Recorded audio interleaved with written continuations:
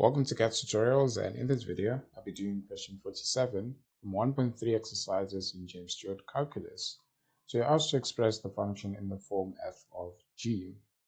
So now once again we're going to imagine f as the function on the outside, and that f would now have places where we can substitute g. And as you can see, t squared repeats and it looks like a substitution. So it's fair to assume that f of t was sec of t and tan of t. Because if you now say that g of t is t squared, when we find f of g, we're going to substitute t squared wherever we see a t, which would result in us having sec t squared and tan t squared.